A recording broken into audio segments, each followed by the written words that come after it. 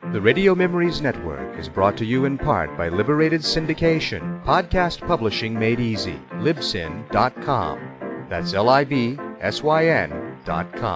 Welcome, old-time radio lovers, to the Boxcars 7-Eleven Old-Time Radio Pod. I am Bob Camardoa, your host, and for the next hour or so, your guide, as we travel back in time, back before TV was, to the golden age of radio.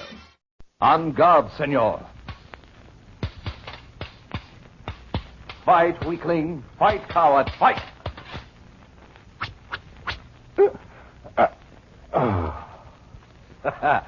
That for robbing a poor man of his bread. Look, senor. On the forehead. The mark of Zorro.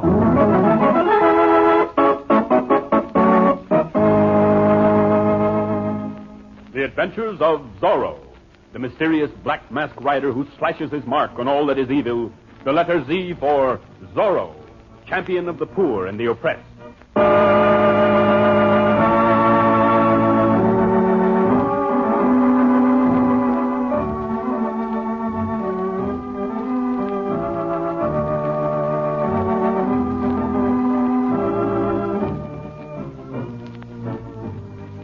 California, the turn of the 18th century.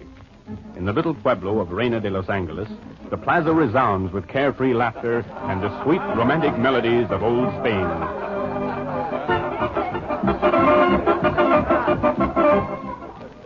Yes, it is fiesta time in Reina de Los Angeles, and there's food and wine aplenty, and dancing, and romance.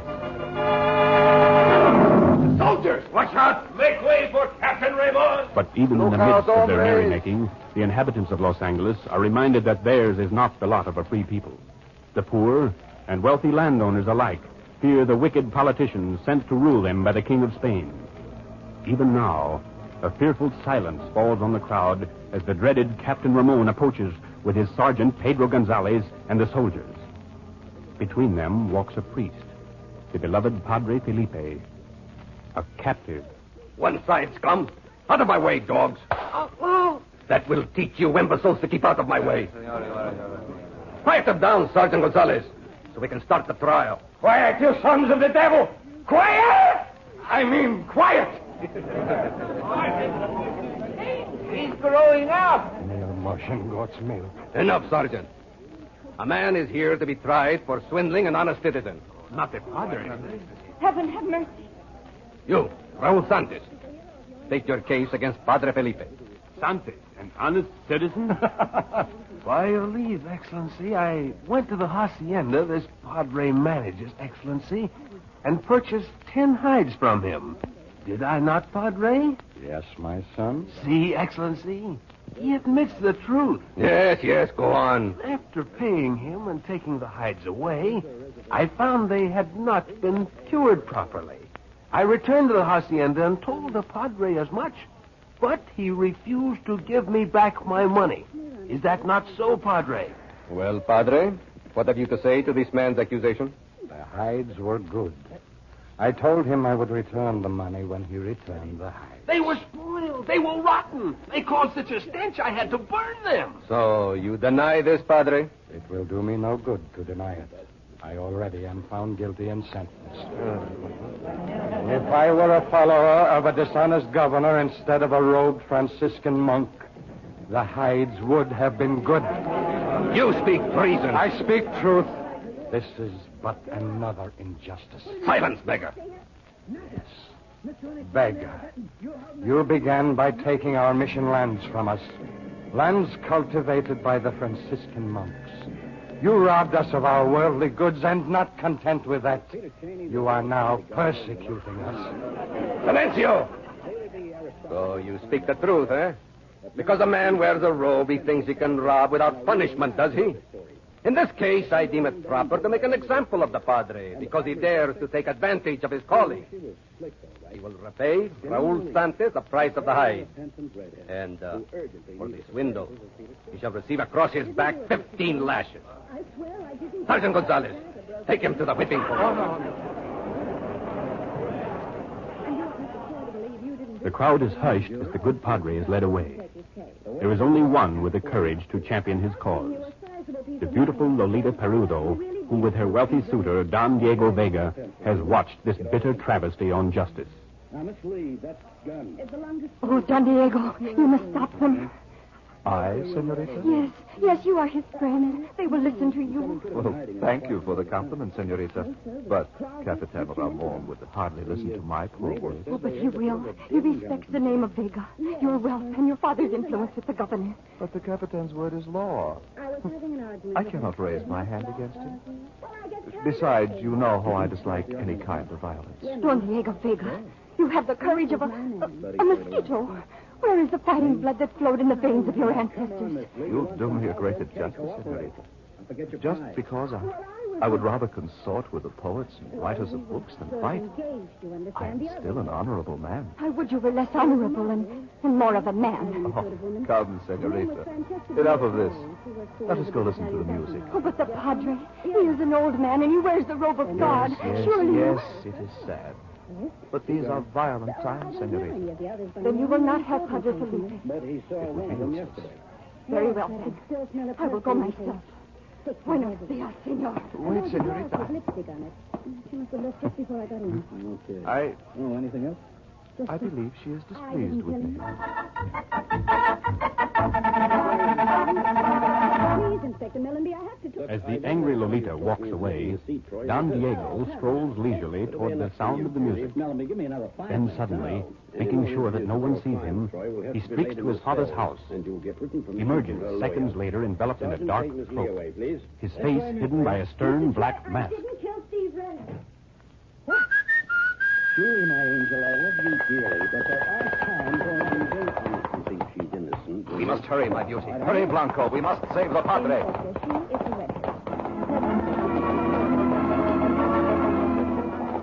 Faster, Blanco, faster.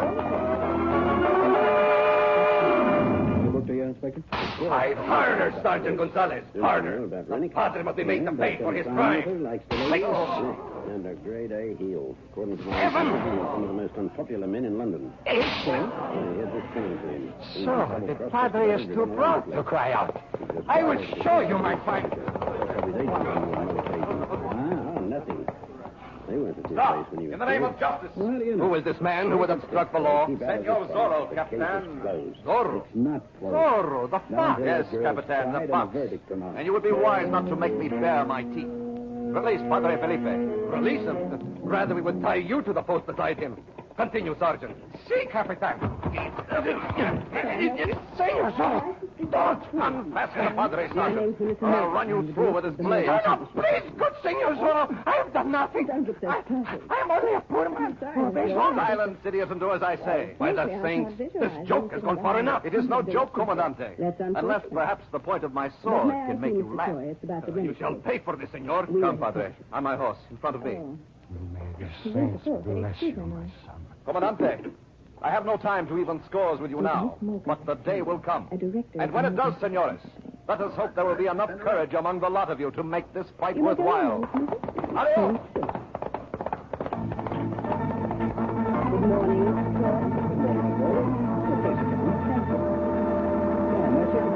here to discuss the Steve Rennick case, Mr. Troy.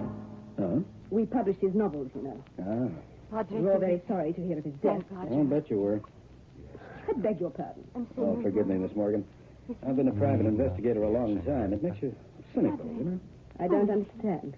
I'm investigating the case on behalf of Miss Janine Lee. Yes, I know that. I've been making a lot of inquiries. But why not, Padre? I heard that Steve Rennick was about to drop the Morgan Publishing Company. So? Which means you'd have lost the residual rights to his novels. That would have meant a loss of about £250,000 to the Morgan Publishing Company over the years. When my father founded this company, Mr. Troy... It was nothing. I did not. It still is nothing without Steve Rennick's novels. Until I saw him in the plaza. £250,000, Miss Morgan. When he saved you from the... Makes you think, doesn't it? He was so Of what? fearless and so brave. A motive for murder? I do not know what to say. Janine Lee senorita. killed It would do Steve. no harm to tell me his No, I'm not name. saying he didn't deserve to die, and I'm not saying she didn't have a motive. Well, what are you saying? Steve's dead, and she killed him. Don Let Diego. the matter rest there. Yes, Padre. Don't go digging around for any other motives, Mr. Troy. None I exist. should know. Well, now, I'd like proof of that. The police are satisfied. You should be, too. Which you do not. And if I'm not? Yes. Do you take a delight in courting trouble, Mr. Troy? Padre. Now, that sounds like a veiled threat to me. Well, I'll unveil it. As for Forget me... about Steve Rennick's death, Mr. All Troy. I need know is... Forget your investigation. There's 300 pounds here in my bag for you. Senor, If you do. it was foolhardy of you to And remain if I behind. Capitan and man and the soldiers. Before I go... Now, about that 300 pounds. Lady, please, just one client at a time. I shall be You're going to be sorry. when he comes. So very No sorry. doubt they will cast me in a dungeon and leave me there That's for a my shame. bones to molder. Attractive men like you don't grow on trees. You say the sweetest things they're in coming. between You're threats. saying to take my hand.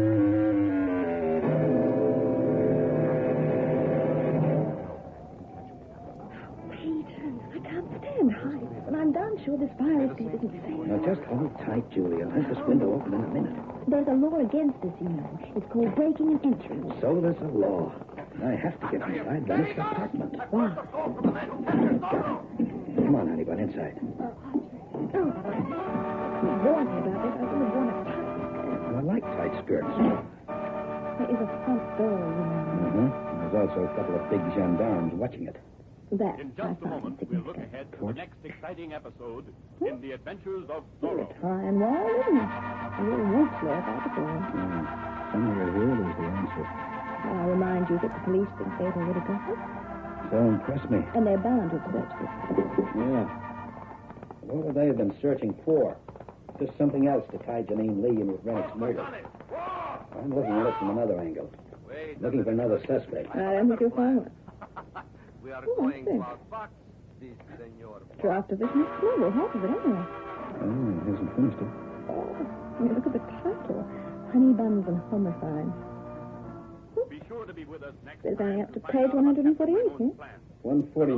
149's here in the Next typewriter. adventure of So this manuscript smells of perfume. And it's not Janine's brand either. It's thick and heavy. That's interesting. Wasn't Melissa's either. Exactly how many women are there mixed up in this case? You know, Rennick must have collected them like other men collect stamps. Yeah, look at this typing. What's the matter with it? Look at the line I just typed. And look at the typing on the rest of the page. It's different. The manuscript isn't being typed on this machine at all. Julie, my girl, you've earned a bonus. I'll settle for last week's salary. Visitors. Douse the torch. Someone's at the window coming in on the fire escape. Well, we must have started somehow. Can you see who it is? Not a darn thing. Keep down. What the devil? Pete, it's petrol they're spraying around. Okay, I think it's time. They're turning fire. And they're getting away, too. Oh, Pete, we're trapped. The flames are all around the window. The front door, come on. Oh. Torch. Oh, I've dropped it. Well, this way, the front door's over here. Julie. The door's locked. Of course. Police have sealed off the apartment.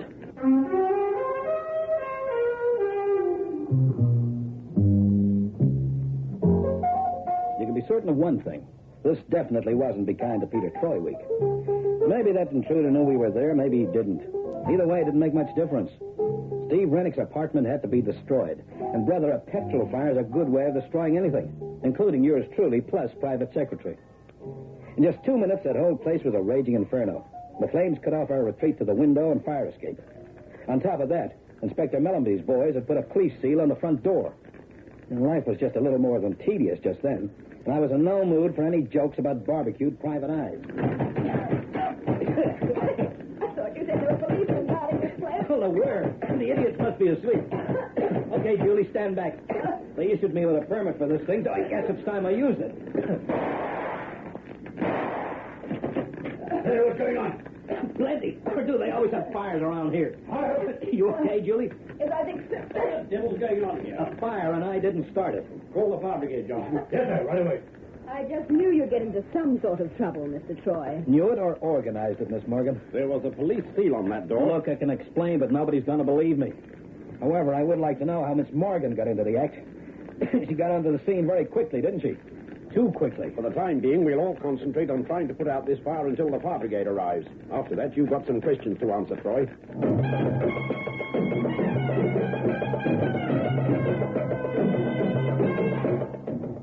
You expect me to believe a cock and bull story like that, Troy? Yes.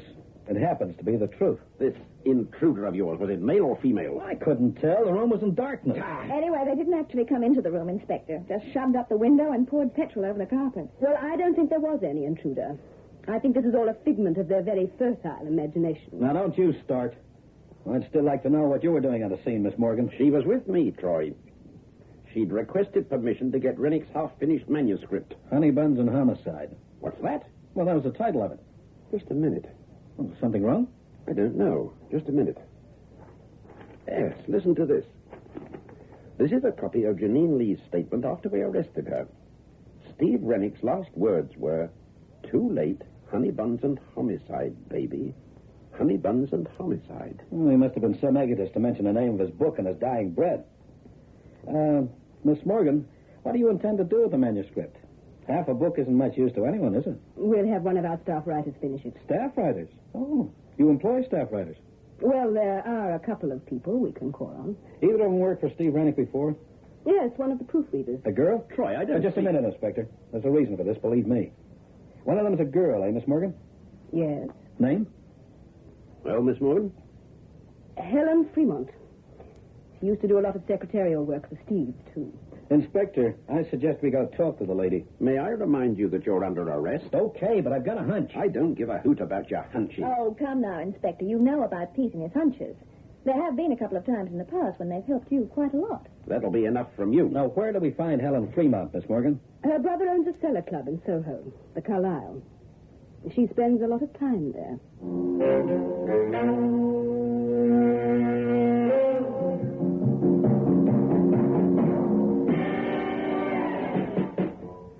I'm sorry, Mr. Troy. We don't open till 6. I'm not a customer, Mr. Fremont. I just wanted to have a chat with your sister. Helen is here, isn't she? Who wants to know? Peter, Troy. Just tell her it's about Janine Lee and Steve Rennick. She'll understand. Now, look. Tell her. I'll be watching you, Troy. You do that.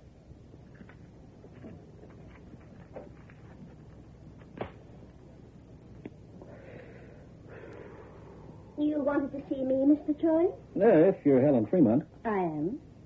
You know what I like about this case? It's just oozing with pulchritude. You know what pulchritude means? It means feminine glamour. Then, of course, you know what the word means. After all, you're a writer, aren't you? Hardly. Oh, but I hear different. What do you want? The truth. I found it's an elusive thing.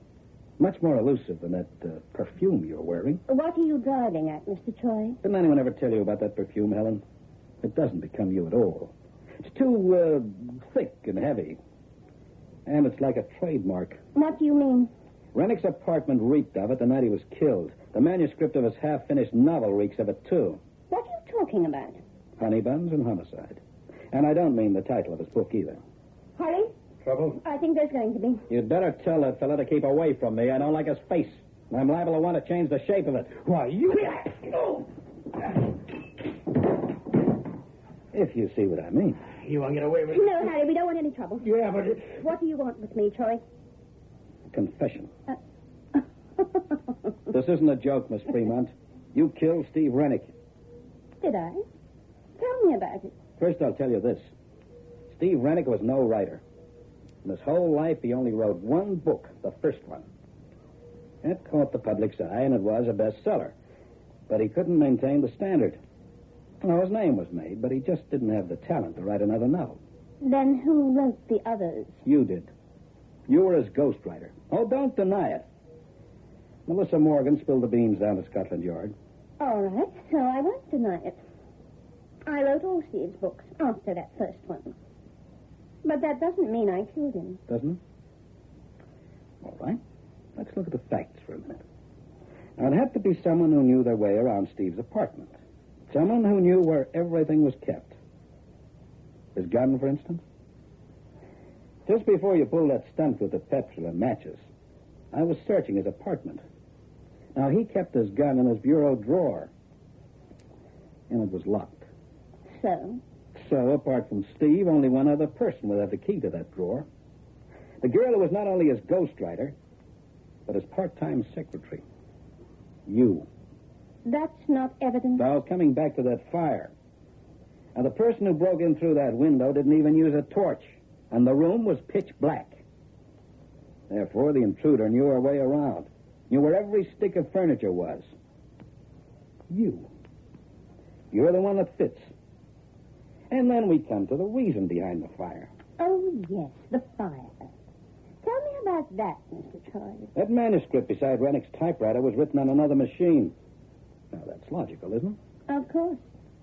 As I wrote the books, it's obvious that the manuscripts would be written on my own machine. Right. Page 149 was in the roller of his machine. He always kept the last page in his typewriter so that any visitor would assume he was working on it. Oh, that's so. But then again, on the sideboard next to the front door, we found the remains of some more of the manuscript. Yes, ma'am. Pages 150 to 163. So?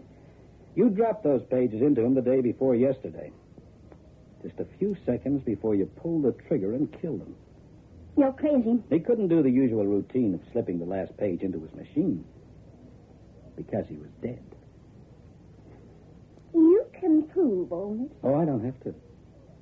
Now, the police are going to look after that part of it. But I haven't finished yet, either.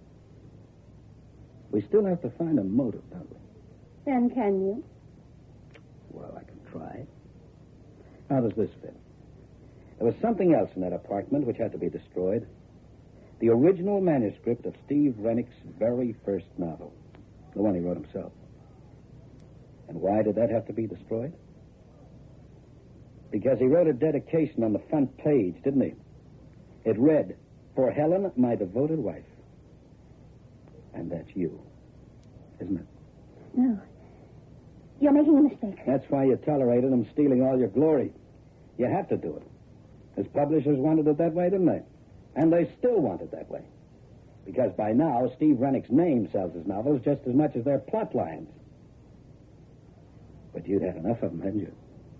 You don't know what it was like. No one could know. Janine Lee? That was the one he was falling in love with. The others didn't count. They were nothing. But Janine Lee. Yes, I killed Steve, and I'd do it again. Okay, Troy. So now you've got the story. I sure have, Buster. But you're not going to live to repeat any of what you just found out. Troy, don't be a fool. Put away that Out of the way, Helen. Steve got everything he deserved. And now this nosy Drop private... that gun, Fremont. Why, you... Police, drop that gun.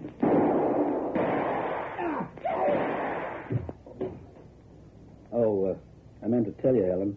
The police came in here with me. They had to. You see, I'm still under arrest for unlawful entry. Oh, Careful, Troy. It's okay, Inspector. You only got him in the shoulder. Did you get all that? Yes, the sergeant got it all down in shorthand. All right, you'll have to come with us, Mrs. Rennick. You too, Fremont. Mrs. Rennick. No one's called me that in a long time.